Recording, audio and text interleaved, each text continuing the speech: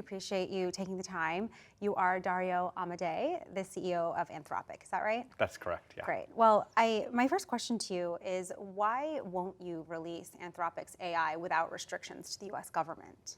Yeah, so, we should maybe back up a bit for a little bit of context. So, Anthropic actually has been the most lean forward of all the AI companies in working with the US government and working with the US military. We were the first company to, put our models on the classified cloud. We were the first company to make custom models for national security purposes. We're deployed across the intelligence community and the military for applications like cyber, combat support operations, various things like this. And the reason we've done this is, I believe that we have to defend our country. I believe we have to defend our country from autocratic adversaries like China and like Russia. And so we've been very lean forward. We have a substantial public sector team. But I have always believed that as we defend ourselves against our autocratic adversaries, we have to do so in ways that defend our democratic values and preserve our democratic values. And so we have said to the Department of War that we are okay with all use cases, basically 98 or 99% of the use cases they want to do, except for two that we're concerned about. One is domestic mass surveillance. There, we're worried that things may become possible with AI that weren't possible before. An example of this is something like taking data collected by private firms, having it bought by the government, and analyzing it en masse via AI. That actually isn't illegal. It was just never useful before the era of AI. So there's this way in which domestic mass surveillance is getting ahead of the law. The technology is advancing so fast that it's out of step with the law. That's case number one. Case number two is fully autonomous weapons. This is not the partially autonomous weapons that are used in Ukraine or could potentially be used in Taiwan today. This is the idea of making weapons that fire without any human involvement. Mm-hmm. Now, even those, I think that our adversaries may at some point have them. So perhaps they may at some point be needed for the defense of democracy. But we have some concerns about them. First, the AI systems of today are nowhere near reliable enough to make fully autonomous weapons. Anyone who's worked with AI models understands that there's a basic unpredictability to them that in a purely technical way we have not solved. And there's an oversight question too. If you have a large army of drones or robots that can operate without any human oversight, where there aren't human soldiers to make the decisions about who to target, who to shoot at, that presents concerns. And we need to have a conversation about how that's overseen, and we haven't had that conversation yet. And so we feel strongly that for those two use cases should not be allowed. The Pentagon has told us that they have agreed in principle to these two restrictions, and they wanted to strike a deal. Why couldn't an agreement be reached? So there were kind of several stages of this, all done quickly and kind of all determined by the kind of 3-day, the kind of very limited 3-day window that they gave us, right? They gave us an ultimatum to agree to their terms in 3 days, or be designated a supply chain risk or Defense Production Act. I guess we'll get to that later. But during that time, there were a few back and forths. At one point they sent us language that appeared on the surface to meet our terms, but it had all kinds of language like if the Pentagon deems it appropriate, or to do anything in line with laws. So it didn't actually concede in any meaningful way, and there were further steps of it that also did not concede in any meaningful way. We have wanted to strike a deal since the beginning. If you want to get a sense of the Pentagon's position of it, the Pentagon spokesman, Sean Parnell, the day before, he reiterated their position: we only allow all lawful use. And this was the same as when they sent us their terms. So they have not exceeded, and they have not in any way agreed to our exceptions in any meaningful way. The president posted today in response to the situation, their selfishness, referring to Anthropic, is putting American lives at risk, our troops in danger, and our national security in jeopardy. What do you think? What's your response? So, in the statement we issued yesterday, and also in the one we issued today, we said that we were willing, even if the Department of War or even if the Trump administration takes these unprecedented measures against us, this kind of supply chain designation that's normally used against foreign adversaries, we have said that even if they take these extreme actions, we'll do everything we can to support the Department of War to provide its technology for as long as it takes to offboard us and onboard a competitor who's willing to do these things that we are not willing to do. Prepared to exit. Yeah, so we have offered continuity. We're actually deeply concerned about this. We're deeply concerned about the kind of interruption of service, which is exactly what's happening when we're designated a supply chain risk, right? When we're designated a supply chain risk, they say you have to be off all of our systems. And I've talked to people on the ground, uniformed military officers, who say this is essential. Not having this will set us back 6 months, 12 months, maybe longer. And so that's why we've tried so hard to try to get a deal. But again, the 3-day ultimatum, the risk to designate us a supply chain, the whole timeline has been driven by the Department of War, not by us. We are trying to provide continuity. We are trying to provide the services. We are trying to provide it. We are trying to reach a deal here. So then what does this mean for the safety of Americans? Yeah, I would say a couple things. In the short run, it means, and it's up to the Department of War. We're still trying to reach a deal with them. We're still trying to talk to them. Are they talking with you? We've received various communications. We haven't seen anything that satisfies our. We haven't seen anything that satisfies our concerns. But I mean that just in the broad sense that we are still interested in working with them as long as it is in line with our red lines. But it sounds like you're still really far apart, and now Secretary Hegseth has determined you all a supply chain risk and said what he's said. So do you think it's possible at this point to come to an agreement? An agreement requires both sides. We, for our side, are willing to serve the national security of this country. We are willing to provide our models to all branches of the government, including the Department of War, the intelligence community, the more civilian branches of the government, under the terms that we've provided, under our red lines. We are always willing to do that, right? We don't take offense here.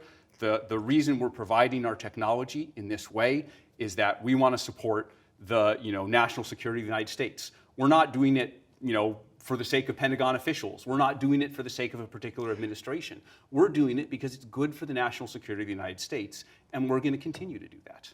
Why do you think that it is better for Anthropic, a private company, to have more say in how AI is used in the military than the Pentagon itself? So first I would say, and I think this is an important point, no one on the ground has actually, to our knowledge, run into the limits of any of these exceptions.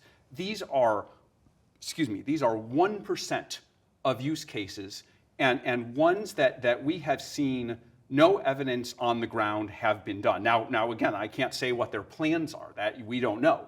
But we have no evidence that these use cases have actually run into trouble. We've spread across the Department of War and other parts of the government without running into any of these problems. Now, in terms of these 1 or 2 narrow exceptions, I actually agree that in the long run, we need to have a democratic conversation. In the long run, I actually do believe that it is Congress's job. If, for example, there are possibilities with domestic mass surveillance, government buying of bulk data that has been produced on Americans, locations, personal information, political affiliation, to build profiles. and it's now possible to analyze that with AI. The fact that that's legal, that seems like, the judicial interpretation of the Fourth Amendment has not caught up, or the laws passed by Congress have not caught up. So in the long run, we think Congress should catch up with where the technology is going. But Congress is not the fastest moving body in the world. And for right now, we are the ones who see this technology on the front line. I would expect that the Department of War, I would expect them to be thoughtful about these issues, to proactively, think about these issues. And so I would have expected them not to have any concern, and for us to have a conversation. But I think in the absence of that, we need to look at the technology. We need to look at what it's capable of in terms of reliability, and we need to look at the ways in which it's getting ahead of the law, and in which it's escaping the intent of the law. Those are some very narrow areas, but I think that they're important. These are things that are fundamental to Americans, right? The right not to be spied on by the government, right? The right for our military officers to make decisions about war themselves and not turn it over completely to a machine. These are fundamental principles. But in the name of fundamental principles, why should Americans trust you, the CEO of a private company, to make these decisions instead of the federal government? Well, I would give two answers to that. One, we are a private company, right? Yeah. We can choose to sell or not sell whatever we want. There are other providers. If the DOW, the government, doesn't like the services we provide or the way that we make them, they can use another contractor. This would have been the normal way to handle this, right? Just to say, I would have disagreed, but I would have respected them if they said, DOW, we don't want to work with Anthropic.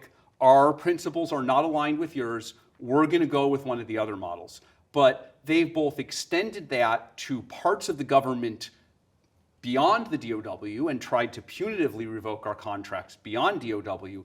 And they've done this supply chain designation thing, which basically says that if you're part of if you're another private company who has military contracts, you can't use Anthropic in a way that touches those military contracts. So they're reaching in to the behavior of private enterprise. And it's very hard to interpret this in any way other than punitive. To our knowledge, the supply chain designation has never been applied to an American company. It has only been applied to adversary, like Kaspersky Labs, which is a Russian cybersecurity company that is suspected of ties to the Russian government. Chinese chip suppliers, being lumped in with them, it feels very punitive and inappropriate given the amount that we've done for U.S. national security. So you say you've done so much for U.S. national security. You're adhering to these two restrictions that you want to keep. Do you think that Anthropic knows better than the Pentagon here? We don't look. One of the things about a free market and free enterprise is different folks can provide different products under different principles. Remember, this isn't just about terms of use. This isn't just about, this is what our model is legally allowed to do. Our model has a personality. It's capable of certain things. It's able to do certain things reliably. It's able to not do certain things reliably. And I think we are a good judge of what our models can do reliably and what they cannot do reliably. And I think we do have a good view into how the technology, again, is getting ahead of the law. But I would say again, I actually agree with you that this is not tenable in the long term. I don't think the right long-term solution is for a private company and the Pentagon to argue about this. I think Congress needs to act here. And we are thinking about that. We are thinking about what Congress could do to impose some of these guardrails that don't hinder our ability to defeat our adversaries, but that allow us to defeat our adversaries in a way that's in line with the values of our country. But as you know, Congress doesn't move fast. No. So I think in the meantime, we do need to draw a line in the sand. So until Congress acts, you're saying you are going to hold firm here. But there are so many other companies out there that do business with the U.S. government. Boeing builds aircraft for the U.S. military. Boeing doesn't tell the U.S. military what to do with that aircraft. How is this any different? Again, I would say two ways that it's different. One, I would point again to the newness of the technology, right? When a technology is well established, then I mean, there are lots of technical things about aircrafts, but I think a general has a pretty good understanding of like how an aircraft works. Like, aircrafts have been around for a long time. But there's plenty of innovation inside the aerospace industry. Sure, but not at the pace that we see with AI. AI is moving so fast. I've talked often about how AI is on an exponential trend. The models, the amount of computation that goes into the models doubles every 4 months. We have never seen anything like this pace of innovation. But if that pace continues apace, yes, then the U.S. government will never be caught up. So how does that logic apply if you have long argued that you want to work with the U.S. government to provide, the appropriate national security? If it's going to be such a fast development for the foreseeable future, Congress can't catch up, then why turn your back on this? I think there's only catching up once, right? So the pace of the technology is fast.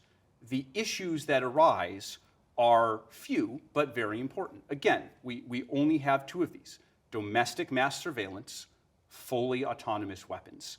We need to have a conversation with Congress to help them understand some of the risks associated with it. Again, this is the most American thing in the world. No one wants to be spied on by the U.S. government. No one wants to be spied on by the U.S. government. At the exact same time, some of our greatest adversaries have technology that is either quickly catching up to us or will eventually do so, perhaps already caught up.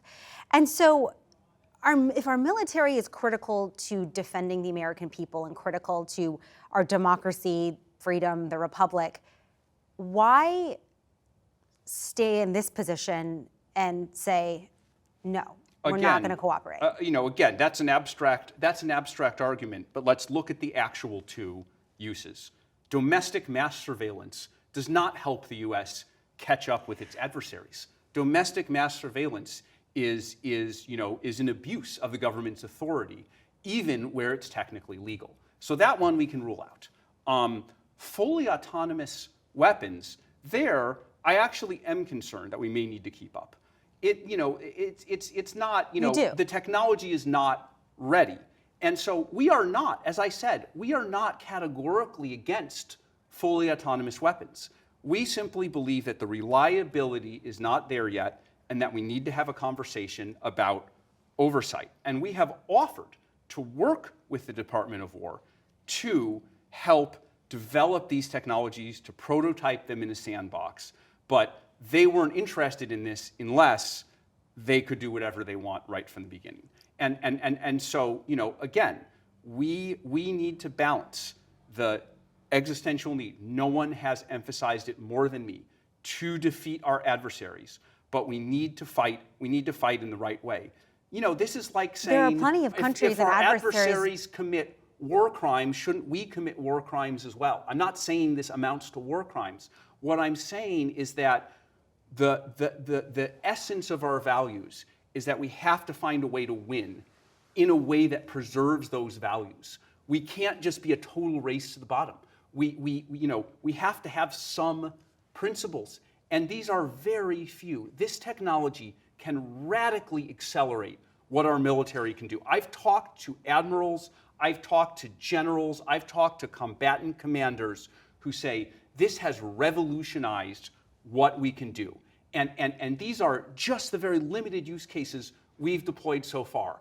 And so why harp on the 1% of use cases that are against our values when we can pursue the 99% of use cases that are in favor of that advance our democratic values and that defend this country, and we can even try to study that last 1% of use cases to understand if there is a way to do them consistent with our values. That is our position, and I think that's very reasonable. Give me one or two examples of what could go wrong? So the kind of thing that there are two classes of things that I could imagine could go wrong.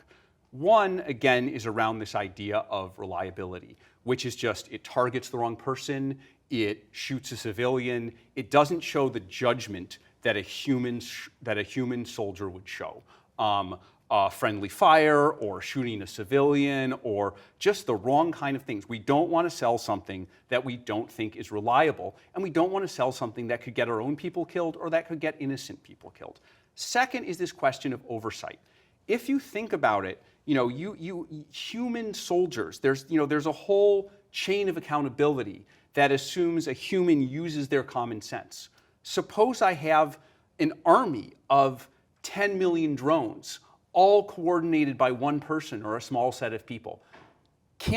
I think it's easy to see that there are accountability issues there, right? That concentrating power that much doesn't work. It doesn't mean we shouldn't have this fleet. Again, I don't know, maybe we need it at some point because our adversaries will have it. But we need to have a conversation about accountability, about who is holding the button and who can say no. And I think that's very reasonable. President Trump has called Anthropic a left-wing woke company. Is this decision at all driven by ideology?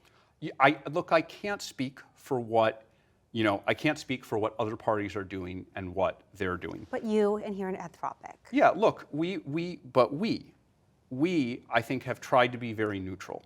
We speak up on issues of AI policy where we have expertise. We don't have views, we don't think about general political issues, and we try to work together whenever there's common ground. For example, I went to an event in Pennsylvania with the president, with Senator McCormick, about provisioning enough energy to power our AI models provision our AI models in the U.S. I spoke to the president. I expressed that I agreed with many aspects of what he's doing. We also did a pledge around using AI for health, and we've done a number of other things. When the administration's AI action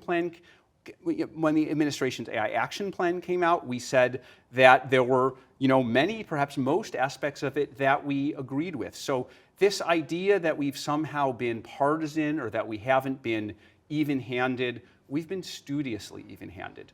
And again, we can't control if someone, even the president, has an opinion about us. That's not under our control. What's under our control is that we can be reasonable, we can be neutral, and we can stand up for what we believe. 1 to 10, will there be an agreement with the federal government on this in the future, or do you think this is over? Look, I have no crystal ball. For our part, our position is clear. We have these two red lines. We've had them from day one. We are still, advocating for those red lines.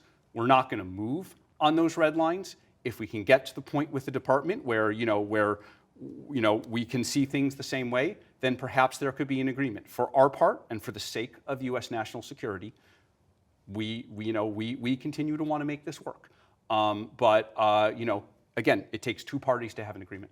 If you had a moment with the president right now, tonight, what would you say to him? I would say we are patriotic Americans. We have done everything we have done has been for the sake of this country, for the sake of supporting U.S. national security. Our leaning forward in deploying our models with the military was done because we believe in this country. We believe in defeating our autocratic adversaries. We believe in defending America. The red lines we have drawn, we drew because we believe that crossing those red lines is contrary to American values. And we wanted to stand up for American values. And when we were threatened with supply chain designation and Defense Production Act, which are unprecedented intrusions into the private economy by the government, we exercised our classic First Amendment rights to speak up and disagree with the government. Disagreeing with the government is the most American thing in the world. And we are patriots. In everything we have done here, we have stood up for the values of this country.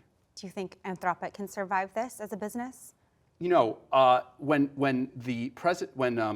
Secretary Hegseth tweeted out the supply chain designation, he said something that was inaccurate. that far exceeds their lawful authority. He said that any company that has a military contract can't do business with Anthropic at all. That is not what the law said. We put out a statement that pointed to the law. All the law says is that as part of its military contracts, any company cannot use Anthropic as part of those military contracts. That is a much more limited impact. So you're confident that Anthropic can survive this? And not only survive it, we're going to be fine. The impact of this designation is fairly small. Now, the nature of the tweet that the Secretary put out was designed to create uncertainty, was designed to create a situation where people believed the impact would be much larger, was designed to create fear, uncertainty, and doubt. But we won't let that succeed. We will be fine. Critics call this an abuse of power, what the Pentagon is doing and what the White House is doing. Do you believe this is an abuse of power? You know, again, I would return to the idea that this is unprecedented. But is it an abuse of power? You know, this has never happened before. This designation has never happened before with an American company. And I think it was made very clear in some of their statements, in some of their language, that this was retaliatory and punitive. I don't know what else to call it. Retaliatory and punitive. So will you take legal action? I've stated in our statement, again, all we've received is a tweet. We haven't received an actual supply chain designation. You know, there's been no actual action by the government. There's just been tweets saying what they claim they're going to do. You haven't received any formal information. We haven't received any formal information whatsoever. All we've seen are tweets from the president and tweets from Secretary Hegseth. When we receive some kind of formal action, we will look at it, we will understand it, and we will challenge it in court. What do you think that says about their ability to navigate major national security issues if this is the way that you say they're communicating with you? Again, you know, I don't want to make this about this particular administration. I don't want to make this about particular people. We are trying to do whatever we can to support U.S. national security. That's why we're committed to trying to find a deal. If we can't find a deal, that is why we're committed to offboarding in a smooth way that allows our warfighters to continue to be supported as they go into conflicts. And that's why we're committed to standing up to actions that we think are not in line with the values of this country. It's not about any particular person. It's not about any particular administration. It's about the principle of standing up for what's right. Dario Amodei, CEO of Anthropic, thank you very much. Thank you so much for having me. Thank you.